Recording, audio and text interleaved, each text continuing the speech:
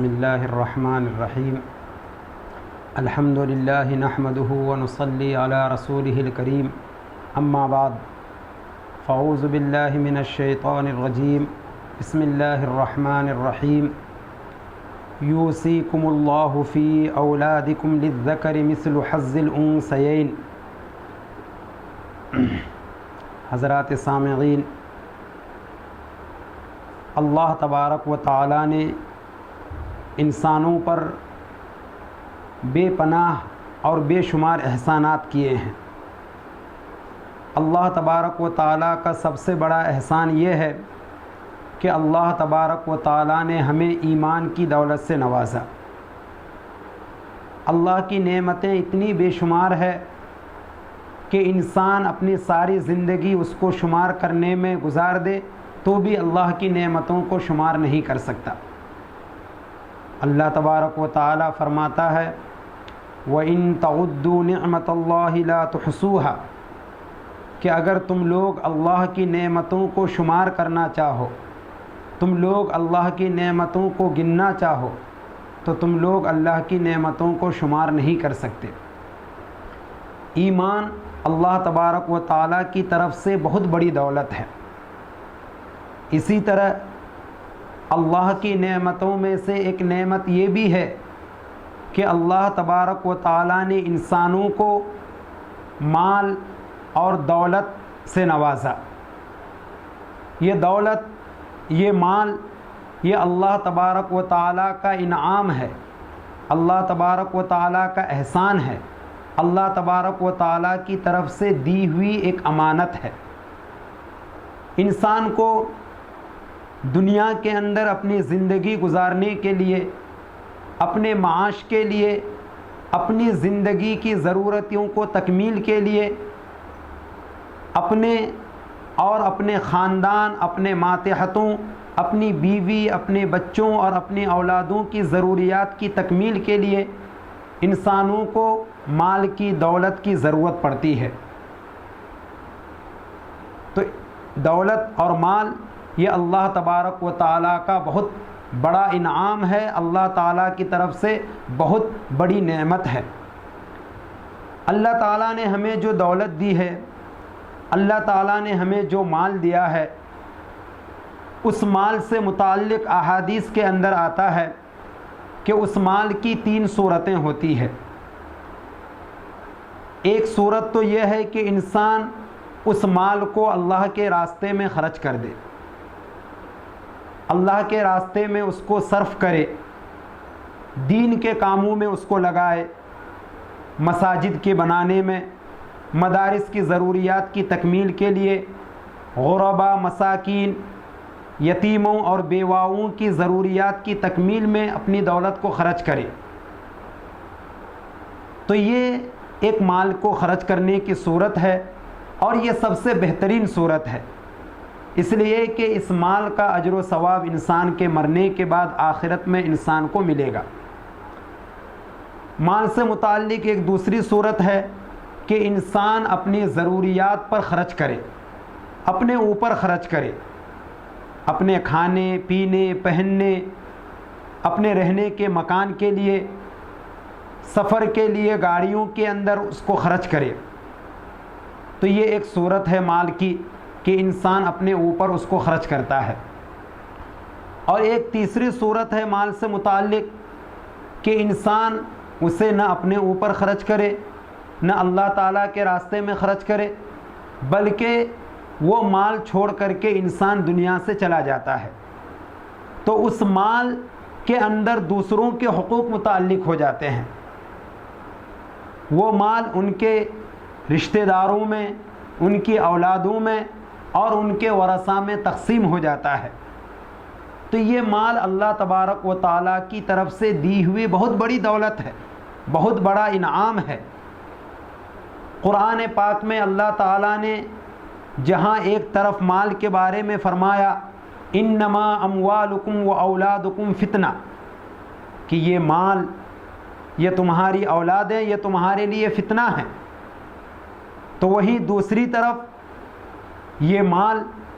انسان کی اخروی اور دنیاوی کامیابی کا ذریعہ اور سبب بھی ہے۔ اس مال کو خرچ کرنے کی دو حیثیتیں ہیں، یا اس مال کو اپنے تصرف میں لانے کی دو حیثیتیں ہیں، دو صورتیں ہیں۔ اگر انسان اللہ کی دی ہوئی نعمت کو، اللہ کی دی ہوئے مال کو اگر غلط جگہوں پر خرچ کرتا ہے، اللہ نے جس مقصد کے لیے اسے مال دیا ہے اس مقصد کے علاوہ کسی اور جگہ میں خرچ کرتا ہے،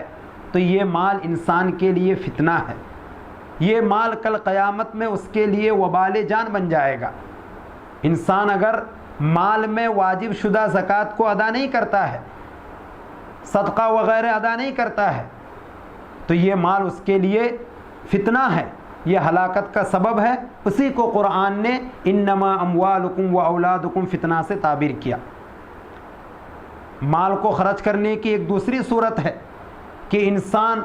اپنی ذات پر، اپنے ماتحتوں پر خرچ کرنے کے ساتھ ساتھ اللہ کے راستے میں بھی اسے صرف کرے۔ مال میں جو زکوٰۃ واجب ہے اس کو ادا کرے، جو صدقات وغیرہ واجب ہے اس کو ادا کرے۔ اسی طرح سے امداد اور تعاون وغیرہ کے طور پر مال کو اللہ کے راستے میں خرچ کرے، تو یہ مال اس کی دنیاوی اور اخروی کامیابی کا ذریعہ اور سبب ہے۔ تو یہ مال کی ایک اچھی اور بہتر صورت ہے اور بہتر حیثیت ہے۔ ایک دوسری بات کہ اسلام سے پہلے کا جو اصول ہے، اسلام آنے سے پہلے کا جو قانون ہے، اگر ہم اس قانون پر نظر ڈالتے ہیں تو اس قانون کے اندر وہ اعتدال یا وہ تناسب یا وہ بہتر صورت نہیں پائی جاتی ہے جو اسلام آنے کے بعد اسلام کے قوانین اور اصولوں کے اندر ہے۔ مال سے متعلق بھی اسلام نے جو اصول بیان کیا، مال کو خرچ کرنے سے متعلق اسلام نے جو قانون بنائے ہیں، اسلام نے جو ضوابط اور آئین بنایا ہے، تو اسلام کے اس آئین اور اسلام کے علاوہ دوسرے مذاہب یا دوسرے ادیان کے آئین میں بہت بڑا فرق ہے۔ جب انسان اس دنیا سے گزر جاتا ہے تو انسان کا جو مال ہے یہ ان کے ورثاء پر تقسیم کیا جاتا ہے، یہ اسلام کا اصول ہے۔ ورثاء کو میراث میں سے حصہ ملنے سے متعلق اگر آپ اسلام سے پہلے کے دستور کو دیکھیں، اسلام سے پہلے کے قوانین کو دیکھیں، تو وہاں لوگوں کو میراث سے محروم کرنا عام بات سمجھی جاتی تھی۔ باپ کے مرنے کے بعد، ماں کے مرنے کے بعد یا کسی رشتہ دار کے مرنے کے بعد جن کو تسلط ہوتا، جن کو قدرت ہوتی، جن کو ایک طریقے کا غلبہ ہوتا، تو وہ اس سارے مال پر قابض ہو جاتا۔ ان کے اولادوں کو، ان کے ورثاء کو، ان کے رشتہ داروں کو جن کو میت کے مال میں سے حصہ ملنا چاہیے تھا نہیں ملتا تھا۔ لیکن جو ہی اسلام آیا تو اسلام نے آتے ہی میراث کے اصول بیان کیے۔ اسلام نے آتے ہی اعلان کر دیا کہ اب سے پہلے جو ناانصافی ہوتی تھی، اب سے پہلے لوگوں کے ساتھ جو ظلم و ستم ہوتا تھا، میراث سے متعلق جو لوگوں کو محروم کر دیا جاتا تھا ترکہ سے، تو اب اس کو باقی نہیں رکھا جائے گا۔ اسلام اس کو کسی بھی حد، کسی بھی صورت میں قبول نہیں کرے گا۔ چنانچہ اسلام نے آتے ہی میراث کی آیتیں نازل کی۔ قرآن پاک کی آیتیں تقریباً 3 آیتیں میراث سے متعلق ہے۔ یوصیکم اللہ فی اولادکم، اس کے بعد والی آیت، اور ایک تیسری آیت یستفتونک قل اللہ یفتیکم فی الکلالہ۔ تو ان 3 آیتوں کے اندر اللہ تبارک و تعالیٰ نے میراث کی تفصیلات کو بیان کیا۔ اسی طرح سے زمانے جاہلیت میں اگر ہم جائیں گے تو وہاں عورتوں کے ساتھ جہاں دوسرے اور ظلم و ستم ڈھائے جاتے تھے، تو ان کے ساتھ ایک سب سے بڑا ظلم یہ بھی تھا کہ ان کو میراث میں بالکل حقدار ہی نہیں مانا جاتا تھا، ان کو میراث سے محروم کر دیا جاتا تھا۔ اگر کوئی عورت میراث کا مطالبہ کرتی تو لوگ معاشرے میں ان کو عیب کی اور بری نظر سے دیکھتے تھے۔ میراث کے طلب کرنے کو معیوب سمجھا جاتا تھا، لیکن اسلام نے آ کر کے عورتوں کے بھی حقوق بیان کیے۔ جب اسلام نازل ہوا، اسلام کے ابتدائی دور کا اگر ہم مطالعہ کرتے ہیں تو ہمیں معلوم ہوتا ہے کہ جب مہاجرین ہجرت کر کے مدینہ پہنچے تو انصار نے ان کو اپنا بھائی بنا لیا۔ حضور صلی اللہ علیہ وسلم نے ایک ایک انصاری صحابی کے ساتھ ایک ایک مسلمان کی اخوت اور مواخات قائم کر دیا، اور اس انصاری صحابی نے حضور صلی اللہ علیہ وسلم کی اس تقسیم کو اور آپ صلی اللہ علیہ وسلم کے اس عمل کو اتنا قبول کیا کہ انہوں نے اپنے گھر کی ساری چیزوں میں اپنے مہاجر بھائی کا حصہ لگا دیا۔ حتیٰ کہ کسی انصاری صحابی کے اگر ایک سے زائد بیویاں تھیں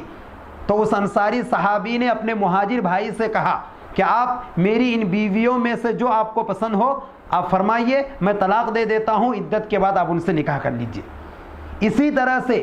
اس انصاری صحابی میں سے اگر کسی کا انتقال ہوتا تو اس مہاجر صحابی کو بھی اخوت اور مواخات کی بنیاد پر میراث میں سے حصہ ملتا، اور دوسرے رشتہ داروں کو حصہ نہیں دیا جاتا۔ تو کچھ زمانے تک یہ چلا، لیکن اللہ تبارک و تعالیٰ نے آیت نازل کی وَلِكُلٍّ جَعَلْنَا مَوَالِيَ مِمَّا تَرَكَ الْوَالِدَانِ وَالْأَقْرَبُونَ، کہ اب سے پہلے جو تمہارا طرز تھا، اب سے پہلے جو تمہارا طریقہ تھا، اس پر جو عمل ہو گیا سو ہو گیا، لیکن اب میراث کے اندر رشتہ داروں کا حصہ ہوگا۔ چنانچہ لوگ مرنے کے بعد جو ان کے بھائی وغیرہ ہوتے تھے تو وہ میت کے والدین کو میراث سے محروم کر دیتے تھے۔ کسی کا انتقال ہو گیا تو ان کے بھائی جتنے بھی ہوتے تھے جن کو قدرت اور غلبہ ہوتا تھا وہ سب میراث کے اوپر قابض ہو جاتے تھے اور اپنے بوڑھے والدین کو میراث سے محروم کر دیتے تھے۔ تو سب سے پہلے قرآن پاک نے آیت نازل کی کہ کتب علیکم اذا حضر احدکم الموت ان ترک خیرا الوصیۃ للوالدین والاقربین، کہ اللہ تعالیٰ کی طرف سے حکم نازل ہوا کہ جب تمہاری موت کا وقت آ جائے تو تم فوراً، جب تمہیں ایسا لگے کہ اب میں اس دنیا کو چھوڑ کر کے جانے والا ہوں، تو تم اپنے والدین کے لیے، اپنے رشتہ داروں کے لیے وصیت کرو۔ چنانچہ ایک زمانے تک والدین کے لیے اور رشتہ داروں کے لیے وصیت کرنا فرض ہوا۔ پھر جب اللہ تبارک و تعالیٰ نے میراث کی آیتیں نازل کر دی جس میں والدین کے بھی حصے بیان کیے گئے، اسی طرح سے دوسرے قریبی رشتہ داروں کے بھی حصے بیان کیے، تو پھر اب وصیت کا حکم ورثہ کے لیے منسوخ کر دیا گیا۔ چنانچہ اب حکم نازل ہو گیا کہ لا وصیۃ لوارث، کہ وارث کے لیے کوئی وصیت نہیں ہوگی۔ ورثہ کے علاوہ جو ہمارے دوسرے رشتہ دار ہیں تو ان کو وصیت کی بنیاد پر تو دیا جا سکتا ہے، لیکن قرآن اور احادیث کے اندر جن لوگوں کا حصہ متعین کر دیا گیا، جن کو شرعی ورثہ کہا جاتا ہے، تو اب ان کے لیے وصیت نہیں ہو سکتی ہے۔ ورثہ کن کو کہتے ہیں؟ تو قرآن اور احادیث کی تفتیش سے، قرآن اور احادیث کی تفسیروں سے یہ بات معلوم ہوتی ہے کہ ورثہ میت کے ان رشتہ داروں کو کہا جاتا ہے کہ جن کو میت کے مرنے کے بعد ان کے چھوڑے ہوئے مال میں سے حصہ ملتا ہے۔ اب ان ورثہ کی تین قسمیں ہیں۔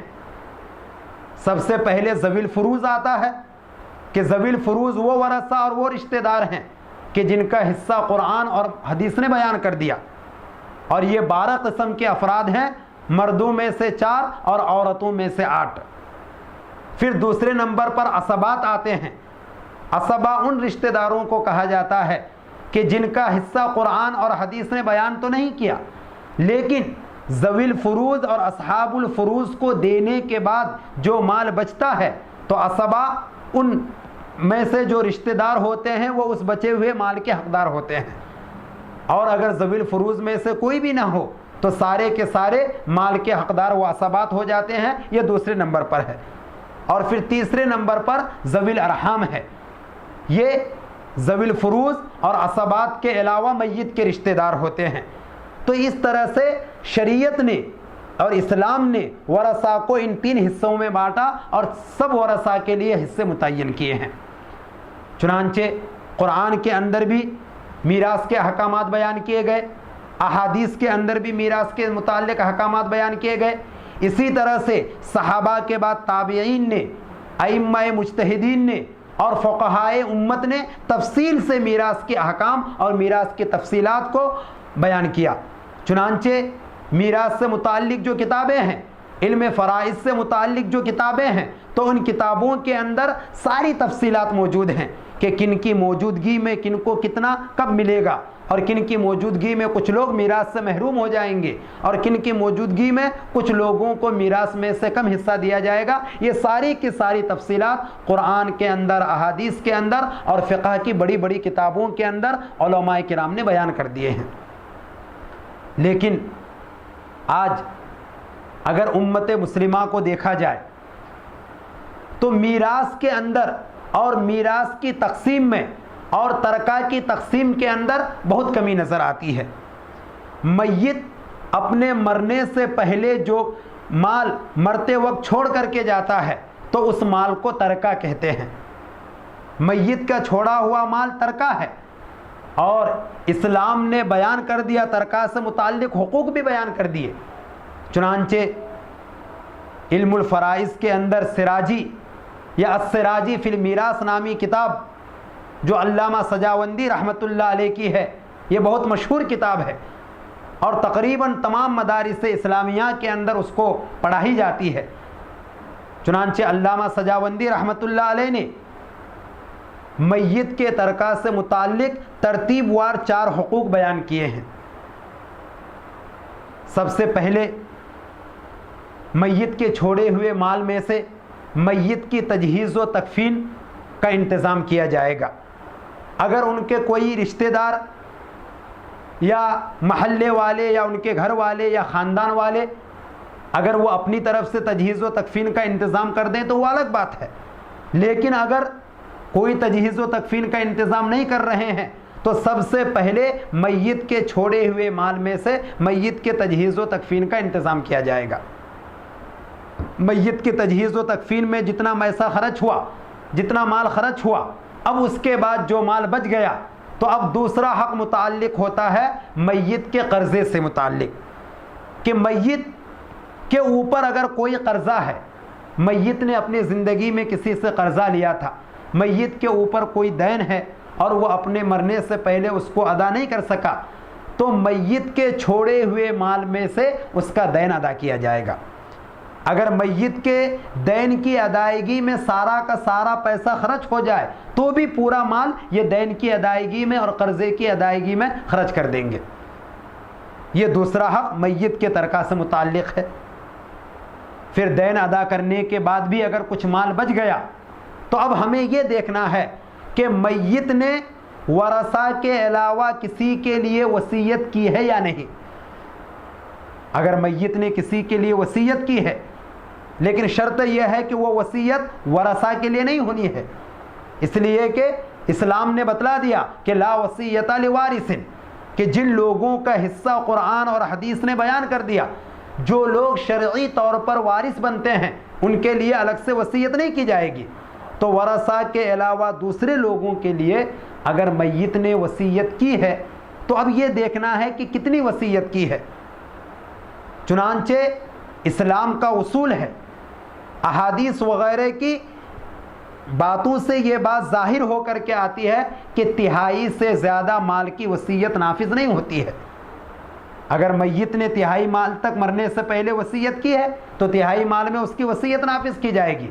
اور اگر اس نے تہائی مال سے زیادہ کی وصیت کی ہے تو زیادہ کی وصیت نافذ نہیں کی جائے گی، الا یہ کہ دوسرے ورثہ اگر اجازت دے دیں کہ ہاں بھائی میت نے اگر 1/3 مال سے زیادہ کی وصیت کی ہے، ہماری طرف سے اجازت ہے، آپ اس کی ساری وصیت کو نافذ کرو، تو ایک الگ بات ہے۔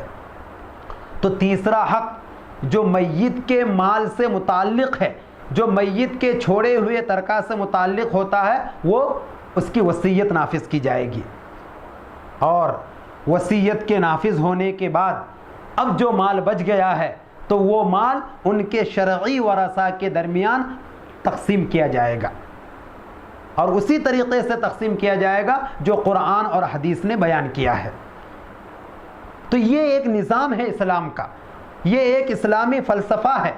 اور میراث سے متعلق اسلام کا جو اصول ہے، اسلام کا جو قانون ہے، اسلام کا جو آئین ہے، اگر ہم اس قانون اور اس آئین کو دیکھیں تو ایسا معتدل، ایسا صاف اور ایسا انصاف پسند آئین اور قانون ہم کو کسی بھی دین یا کسی بھی مذہب یا ان کی کتابوں میں نظر نہیں آتا ہے۔ لیکن آج ہماری کوتاہی ہے، امت مسلمہ کی کوتاہی ہے کہ وہ لوگ میراث سے متعلق، میراث کی تقسیم سے متعلق، حق والوں کو ان کے حق کی ادائیگی سے متعلق بہت کمی اور کوتاہی کرتے نظر آتے ہیں۔ آج بہت ساری جگہوں پر دیکھا جاتا ہے کہ عورتوں کو تو بالکلیہ میراث سے محروم ہی کر دیا جاتا ہے۔ گویا کہ ہم مسلمانوں کی ایک سوچ بن چکی ہے، ہم مسلمانوں کا ایک نظریہ بن چکا ہے کہ عورتوں کا میراث میں کوئی حصہ نہیں ہے، حالانکہ یہ سوچ اور یہ نظریہ یہ بالکل غلط ہے۔ میں نے بتایا تھا کہ ذوی الفروض 12 افراد ہیں، ان 12 افراد میں سے صرف 4 مردوں میں سے ہیں، باقی 8 عورتوں میں سے ہیں۔ تو اسلام نے عورتوں کو حقوق کی ادائیگی میں کہیں بھی کمی اور کوتاہی نہیں رکھی ہے۔ تو ہمارا یہ سوچنا کہ عورتوں کا میراث کے اندر کوئی حصہ نہیں ہے، یہ ایک غلط سوچ ہے۔ لیکن ہمارے مسلم معاشرے کے اندر بہت ساری جگہوں پر عورتوں کو میراث سے محروم سمجھا جاتا ہے، اور پھر بہت سارے مردوں کو بھی میراث سے محروم کر دیا جاتا ہے۔ والدین میں سے کسی کا انتقال ہوا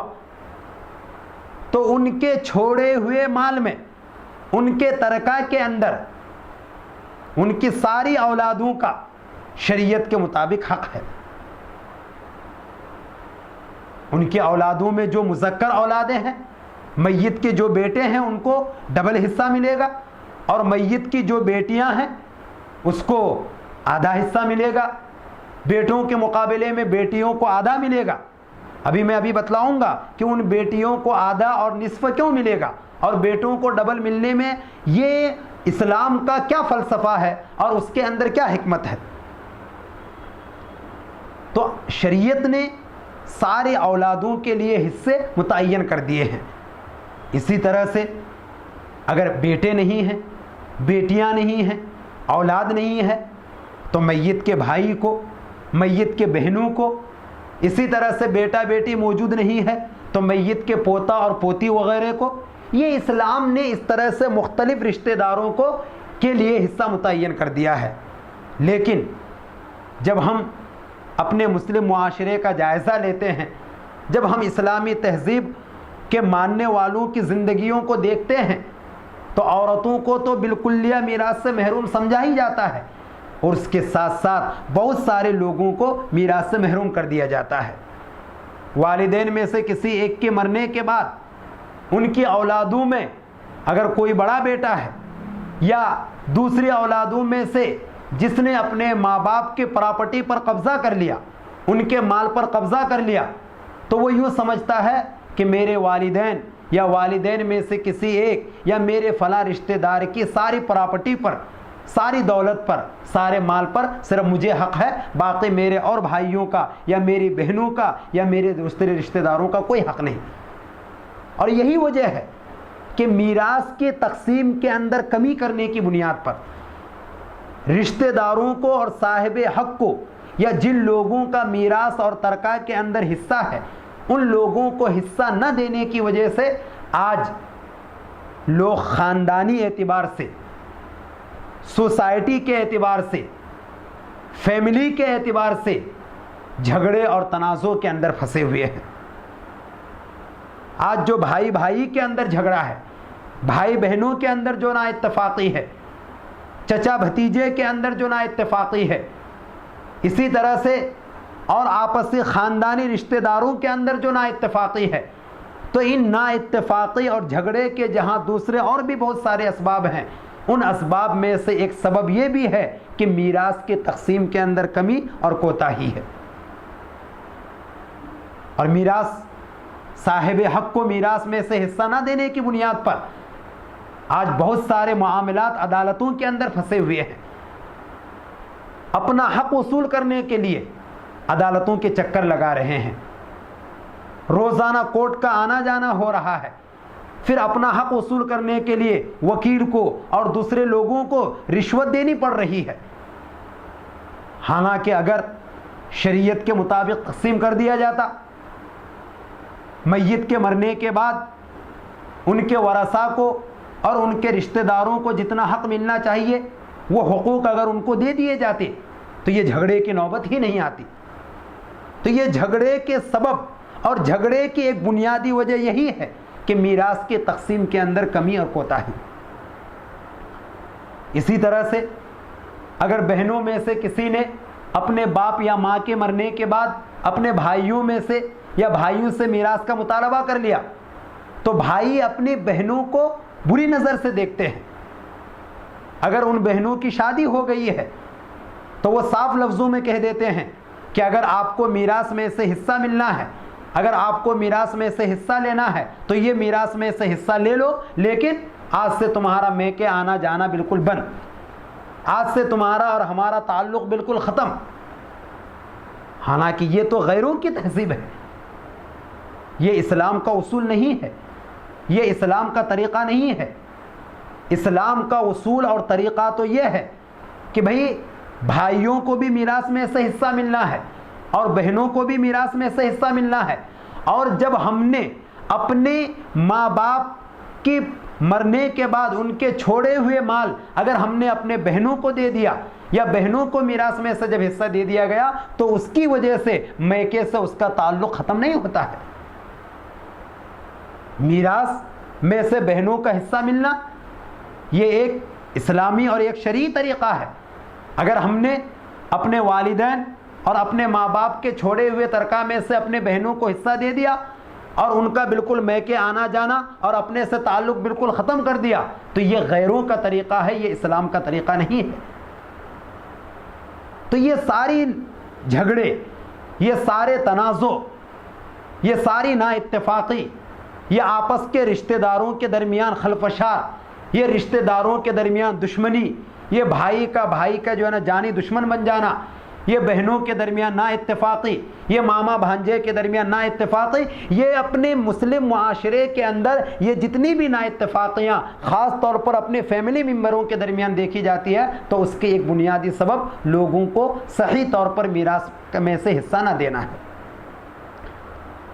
اگر اسلام نے بتلا دیا کہ اگر تم میت کے مرتے ہی ان کے ورثاء کے درمیان شرعی طور پر میراث کو تقسیم کر دو گے تو آئندہ تمہاری زندگی ایک سکون کے ساتھ گزرے گی، آپس میں نا اتفاقی کی نوبت نہیں آئے گی، آپس میں جھگڑا اور تنازع پیدا نہیں ہوگا، آپس میں تمہیں ایک دوسرے سے اپنے حق کی ادائیگی کے لیے کورٹ یا عدالتوں کے چکر لگانے نہیں پڑیں گے اور اپنے حقوق کی ادائیگی کے لیے تمہیں کسی کو رشوت دینی نہیں پڑے گی. یہ گویا کہ ہم نے خود اپنے ہاتھوں سے ان تنازع کو پیدا کیا ہے. تو اسلام نے اصول بیان کر دیا. چنانچہ میراث سے متعلق 3 آیتوں کی طرف میں نے اشارہ کیا تھا. پہلی آیت یوصیکم اللہ فی اولادکم للذکر مثل حظ الانثیین، پھر اس کے بعد دوسری آیت ہے وَلَكُمْ نِصْفُ مَا تَرَكَ أَزْوَاجُكُمْ إِن لَّمْ يَكُن لَّهُنَّ وَلَدٌ، پھر ایک تیسری آیت ہے. یہ دونوں آیتیں سورہ نساء کے شروع میں ہے اور پھر تیسری آیت یہ سورہ نساء کی آخری آیت ہے. حضرت جابر بن عبداللہ، حضرت برا بن عازب رضی اللہ عنہم یہ لوگ فرماتے ہیں کہ میراث سے متعلق سب سے آخری آیت جو نازل ہوئی ہے وہ یستفتونک قل اللہ یفتیکم فی الکلالہ، سورہ نساء کی آخری آیت ہے.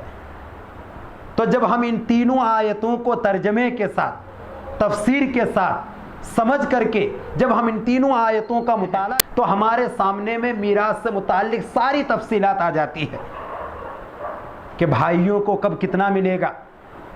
میاں بیوی میں سے کسی کا انتقال ہو جائے تو دوسرے کو کتنا ملے گا، اولاد کی موجودگی میں کتنا ملے گا، اولاد کی عدمی موجودگی میں کتنا ملے گا، والدین کو کب کتنا ملے گا. یہ ساری کی ساری تفصیلات قرآن نے بیان کر دیا. پھر قرآن نے ایک یہ بھی بتلا دیا کہ یوصیکم اللہ فی اولادکم للذکر مثل حظ الانثیین، کہ مردوں کا حصہ ان کی بہنوں کے مقابلے میں ڈبل ہوگا۔ میت کے مرنے کے بعد ان کے بیٹے بھی ہیں، ان کی بیٹیاں بھی ہیں، تو ایک بیٹی کو جتنا ملتا ہے اس کا ڈبل ایک بیٹے کو ملے گا۔ مثال کے طور پر اگر کسی انسان کا ایک بیٹا اور ایک بیٹی ہے اور ان کے کوئی رشتہ دار اور دوسرے نہیں ہیں، یا دوسرے اور رشتہ دار ہیں جو ذوی الفروض میں سے آتے ہیں، تو ان کو دینے کے بعد جو مال بچا ہے، یا کوئی بھی اگر رشتہ دار نہیں ہے تو ان کے مال کو 3 حصوں میں تقسیم کیا جائے گا، اور ان 3 حصوں میں سے 2 حصہ ایک بیٹے کو دیا جائے گا اور 1 حصہ ایک بیٹی کو دیا جائے گا۔ اسی طرح سے کسی کا انتقال ہوا، ان کی کوئی اپنی اولاد نہیں ہے، بیٹا بیٹی پوتا پوتی کوئی بھی نہیں ہے، لیکن اس کے بھائی بہن ہیں، باپ یا دادا بھی موجود نہیں ہے، تو اگر بھائی بہن ہیں تو یہاں بھی للذکر مثل حظ الانثیین، کہ لڑکی کو جتنا ملے گا، یعنی میت کی بہن کو جتنا ملے گا اس کا ڈبل اس کے بھائی کو ملے گا۔ اسی طرح سے اگر کسی کا انتقال ہوا، ان کا بیٹا بیٹی موجود نہیں ہے، پوتا پوتی موجود ہے، تو یہاں بھی پوتا پوتی کے درمیان جو ہم میراث تقسیم کریں گے، یہاں بھی للذکر مثل حظ الانثیین، یعنی ایک لڑکی کو جتنا ملتا ہے اس کا ڈبل اس کے بھائی کو ملے گا۔ یہ اسلام نے ایک بتلا دیا، ایک نظام اور ایک اصول بتلا دیا۔ اب کچھ لوگ اعتراض کرتے ہیں کہ بھئی یہ تو انصاف نہیں ہوا کہ بھئی میت کی اولادوں میں اس کا بیٹا بھی ہے، میت کی اولادوں میں اس کے بیٹی بھی ہے، تو اولاد ہونے میں تو بیٹا اور بیٹی دونوں برابر ہیں، یا جہاں بھائی اور بہنوں کو میراث مل رہا ہے تو بھائی بھی میت کا بھائی ہے، اور اسی طرح سے اس کی بہن یہ میت کی بہن ہے، اور دونوں کا تعلق اس میت کے ساتھ برابر ہے، کہ جیسے اس کا بھائی یہ میت کی باپ کی اولاد ہے تو اسی طرح سے میت کی بہن یہ میت کے باپ کی اولاد ہے۔ تو جب اولاد ہونے میں یا رشتہ داری ہونے میں دونوں برابر ہیں تو پھر للذکر مثل حظ الانثیین، کہ لڑکی کو جتنا مل رہا ہے اس کا ڈبل یہ لڑکے کو ملے گا، یہ ایسا کیوں؟ یہ تو گویا کہ انصاف نہیں ہوا، یہ تو دونوں کو برابر ملنا چاہیے۔ تو حضرات سامعین، اگر ہم ذرا غور کریں، ذرا اگر ہم یہ دیکھیں کہ اسلام نے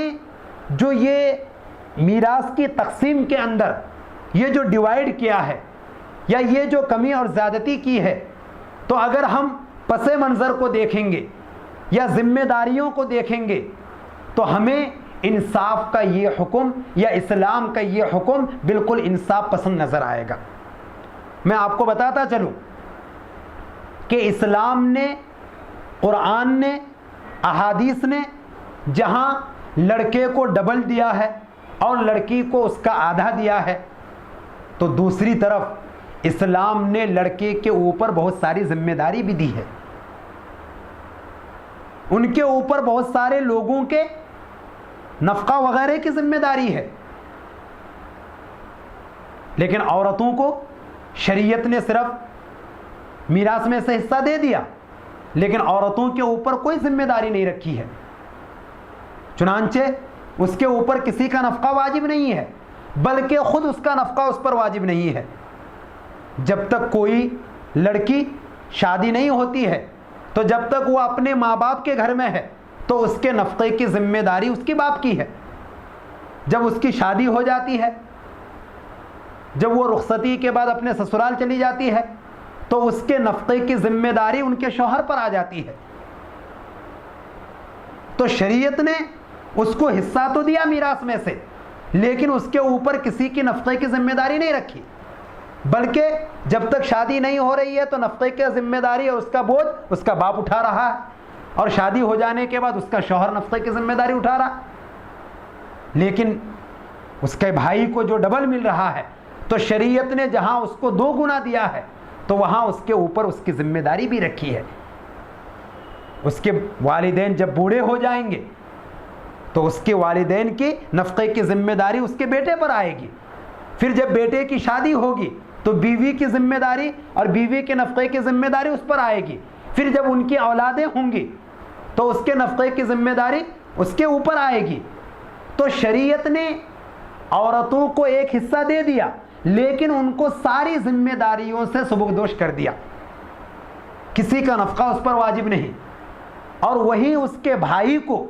یا لڑکے کو جو جہاں شریعت نے 2 گنا دیا ہے تو وہاں 2 گنا دینے کے ساتھ ساتھ اس کے اوپر بہت ساری ذمہ داری بھی عائد کی ہے. بہت سارے لوگوں کا خرچہ اس کے اوپر لازم کیا ہے. اب ذرا آپ خود سوچیں کہ اسلام کا یہ تقسیم، اسلام کی یہ تقسیم، قرآن اور حدیث کی یہ تقسیم کیا غلط ہے یا یہ اسلام کے خلاف یا انصاف کے خلاف؟ ہر منصف مزاج آدمی، ہر اعتدال پسند آدمی اگر اس پہلو پر غور کرے گا تو اس کو اسلام کا یہ فیصلہ بالکل صحیح نظر آئے گا. اور یہاں شریعت نے یا اسلام نے مرد اور عورت کے درمیان یہ جو میراث کی تقسیم کے اندر جو تفریق کیا ہے کہ ایک کو سنگل اور دوسرے کو ڈبل، اس کے اندر کہیں بھی ظلم نہیں ہے، بلکہ عورتوں کو اگر دیکھا جائے تو مردوں کے مقابلے میں زیادہ دیا گیا ہے کہ بھئی مردوں کو ڈبل حصہ دے کر اس کے اوپر بہت سارے لوگوں کے نفقے کی ذمہ داری بھی دے دی گئی ہے. اور عورتوں کو ایک حصہ دیا گیا لیکن اس کے اوپر کسی کی نفقے کی ذمہ داری لازم نہیں کی ہے، بلکہ عورتوں کو تو اس کے والدین کے مرنے کے بعد بھی میراث میں سے حصہ مل رہا ہے. پھر جب وہ شادی ہو کر کے اپنے سسرال جائے گی تو شوہر کے اوپر اس کے نفقے کی ذمہ داری ہے اور پھر شوہر کی طرف سے اس کو مہر وغیرہ بھی ملے گا. تو یہ اسلام کا عورتوں کے ساتھ بالکل مساویانہ حقوق ہے. بلکہ اگر ہم صحیح طور پر دیکھیں گے تو مردوں کے مقابلے میں گویا کہ اسلام نے عورتوں کے حقوق کا زیادہ خیال کیا ہے. تو یہ اس طرح سے اسلام نے میراث سے متعلق بہت ساری تفصیلات بیان کی ہے.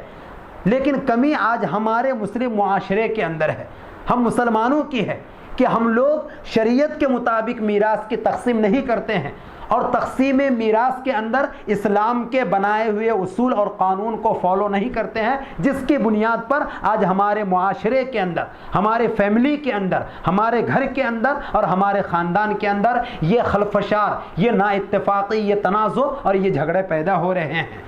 تو اگر ہم اسلام کے قوانین پر عمل کریں گے تو پھر یہ سارے کی ساری باتیں خود بخود ختم ہو جائے گی. اور مال حاصل کرنا یہ کوئی بری بات نہیں ہے، بلکہ انسان کو مال حاصل کرنی چاہیے. اور جب مال حاصل کرے تو اسلام نے یہ بھی بتلا دیا کہ سارا کا سارا مال یا ساری کی ساری دولت تم یوں ہی اللہ کے راستے میں خرچ مت کر دو کہ جب تم اس دنیا سے جاؤ تو ایسا لگے کہ تم بالکل خالی ہاتھ جا رہے ہو، اور جب تم اس دنیا کو چھوڑ کر کے جا رہے ہو تو تمہاری اولادیں بالکل فقیر اور مسکین ہو جا رہی ہے. حجۃ الوداع کا واقعہ ہے. حضرت سعد بن ابی وقاص عشرہ مبشرہ میں سے ہیں اور اسلام اور مسلمانوں کی طرف سے سب سے پہلے کفار کی طرف تیر پھینکنے والوں میں حضرت سعد بن ابی وقاص کا نام آتا ہے. بیمار ہو گئے. اس وقت ان کی صرف ایک لڑکی تھی، کوئی مذکر اولاد نہیں تھی. حضور صلی اللہ علیہ وسلم سے آ کر کے انہوں نے عرض کیا کہ اللہ کے رسول میں بیمار ہوں، مجھے ڈر ہے کہ کہیں ایسا نہ ہو کہ میں اسی بیماری میں مر جاؤں. میری کوئی مذکر اولاد نہیں ہے، صرف ایک بیٹی ہے. میں چاہتا ہوں کہ اپنے 2/3 مال کی وصیت کر جاؤں. تو حضور صلی اللہ علیہ وسلم نے منع فرمایا. پھر انہوں نے عرض کیا کہ اللہ کے رسول اگر آپ اجازت دیں تو میں آدھے مال وصیت کر جاؤں. تو حضور نے اس سے بھی منع فرمایا. پھر اس نے اجازت طلب کی کہ 1/3 مال کی وصیت کروں. تو حضور صلی اللہ علیہ وسلم نے 1/3 مال کی وصیت کی اجازت دی اور یہ بھی فرمایا کہ 1/3 بھی زیادہ ہے. اور پھر حضرت سعد بن ابی وقاص کو ایک بڑی عجیب بات بیان کی آپ صلی اللہ علیہ وسلم نے. حضور صلی اللہ علیہ وسلم نے کہا کہ اے سعد کہ تم اپنی اولادوں کو فقیر چھوڑ کر کے جاؤ، یہ بہتر نہیں ہے کہ تمہارے اس دنیا سے چلے جانے کے بعد تم سارا مال اپنی زندگی میں اللہ کے راستے میں خرچ کر دو، صدقہ کر دو، وصیت میں خرچ کر دو، اور تمہارے دنیا سے چلے جانے کے بعد تمہاری اولادیں بھیک مانگتے پھرے، تمہاری اولادیں لوگوں کے سامنے میں ہاتھ پھیلاتے پھرے. یہ بہتر نہیں ہے، بلکہ اس سے زیادہ بہتر یہ ہے کہ تم اپنے اولادوں کے لیے، چاہے مذکر اولاد ہوں یا چاہے صرف مؤنث اولاد ہوں، بیٹے اور بیٹیاں دونوں ہوں یا صرف بیٹے ہوں یا صرف بیٹیاں ہوں، تو ان کے لیے تم کچھ اتنا مال چھوڑ جاؤ کہ اس کو کسی اور کے سامنے میں تمہارے جانے کے بعد ہاتھ پھیلانے کی ضرورت نہ پڑے، اسے اپنی ضروریات کی تکمیل کے لیے کوئی غلط راستہ اختیار نہ کرنا پڑے، یہ بہتر ہے۔ تو اسلام نے یہ سبق دیا، اسلام نے یہ تعلیم دی،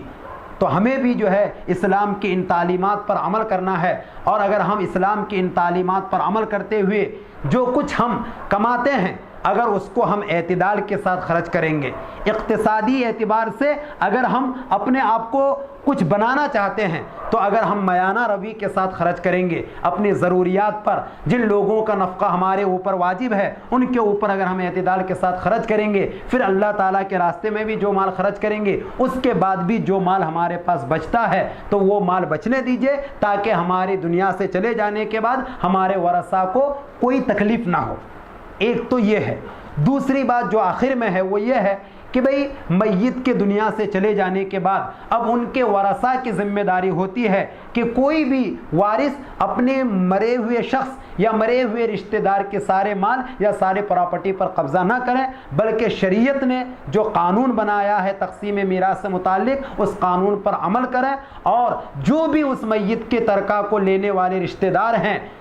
ان کی اولادیں ہیں یا دوسرے اور رشتہ دار ہیں، اور ان کا شریعت کے اندر جتنا حصہ ہوتا ہے تو ان سارے حصوں کو کیا کہتے ہیں تقسیم کر کے کتابوں کے ذریعے ہم معلومات کریں، علماء کے ذریعے، مفتیان کرام کے ذریعے بتلا دیں کہ بھئی اتنا مال وہ چھوڑ کر کے گیا ہے، یہ رشتہ دار ہے، یہ اتنا قرضہ ہے یا قرضہ نہیں ہے، یہ ساری تفصیلات علماء کے سامنے میں دارالافتاء میں لے جا کر کے رکھیں۔ پھر مفتیان کرام اور علماء کرام تقسیم میراث سے متعلق جو باتیں ہمیں بتلائیں ہم اس طریقے سے اگر فالو کریں گے اور اس طرح سے میراث کو اگر تقسیم کریں گے تو انشاءاللہ دنیا کے اندر بھی ہم چین و سکون کی زندگی گزاریں گے، اور یہ جو میراث کے تقسیم نہ ہونے کی وجہ سے فیملیوں کے اندر جو جھگڑے ہیں یہ سب خود بخود ختم ہو جائے گا، اور آخرت کے اندر بھی ہم اللہ تعالیٰ کے سامنے میں جواب دہ نہیں ہوں گے۔ دعا کیجئے کہ اللہ تبارک و تعالی ہمیں ان ساری باتوں پر عمل کرنے کے توفیق عطا فرمائے، اور اسلام کے ہر قانون پر عمل کرنے کے توفیق عطا فرمائے، اور خصوصاً میراث سے متعلق قرآن کا اور حدیث کا اور اسلام کا جو قانون ہے اور اسلام نے جو آئین اور دستور بنایا ہے ہم سبوں کو اس پر عمل کرنے کے توفیق عطا فرمائے۔ وآخر دعوانا ان الحمدللہ رب العالمین۔